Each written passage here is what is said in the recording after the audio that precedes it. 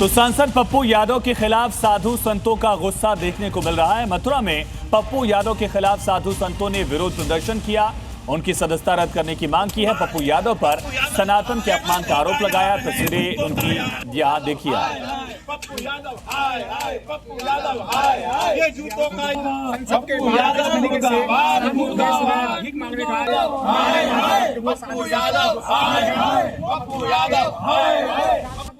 तो इन सब के बीच संसद के मॉनसून सत्र में सियासी टकराव और ज्यादा तेज हो गया है। एक तरफ विपक्ष 20 जुलाई की छात्र कार्रवाई को लेकर गृह मंत्री अमित शाह से जवाब और इस्तीफे की मांग कर रहा है, तो दूसरी तरफ बीजेपी ने राहुल गांधी के सदन में कहे गए अपशब्द और असंसदीय शब्दों को मुद्दा बनाकर विशेषाधिकार हनन का नोटिस दिया। यानी अब संसद के भीतर विपक्ष का प्लान ए बनाम बीजेपी का प्लान ए, ये मुद्दा आमने सामने है।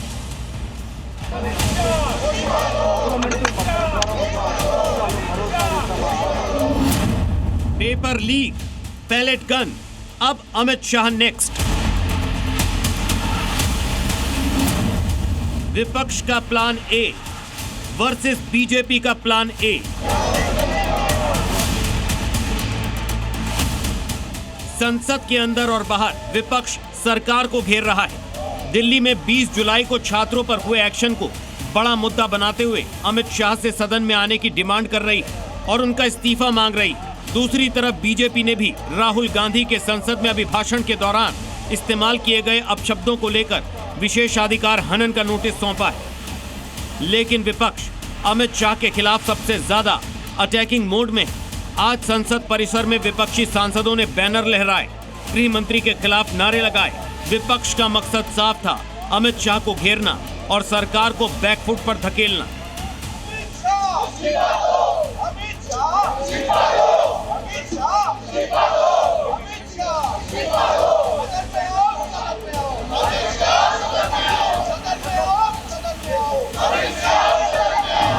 यानी अमित शाह के बहाने विपक्ष, खासकर कांग्रेस, प्लान ए पर काम कर रही है।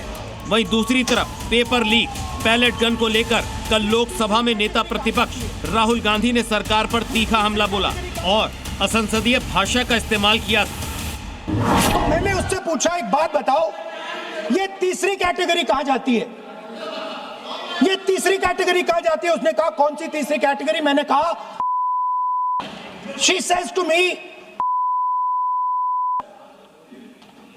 who is absolutely convinced that another is God.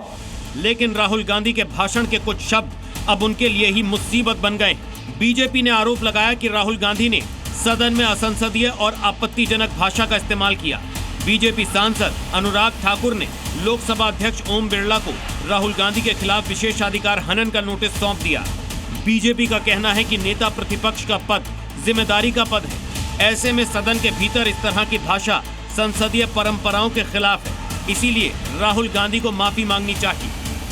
माननीय लोकसभा अध्यक्ष जी से मेरा विनम्र आग्रह होगा कि इसके ऊपर कार्रवाई करनी चाहिए, नहीं तो इसी तरह की बेसिर पैर की बातें आज लोकसभा में प्रतिपक्ष के नेता कह रहे हैं, कल को कोई और सांसद कहना शुरू कर देगा। तो कार्रवाई जब तक नहीं होगी, कार्रवाई होनी चाहिए। अभी तो होड़ लगी है राहुल गांधी पे, किसी न किसी तरह से प्रहार करने की भाजपा के लोगों की, तो सब अपने अपने कर रहे हैं।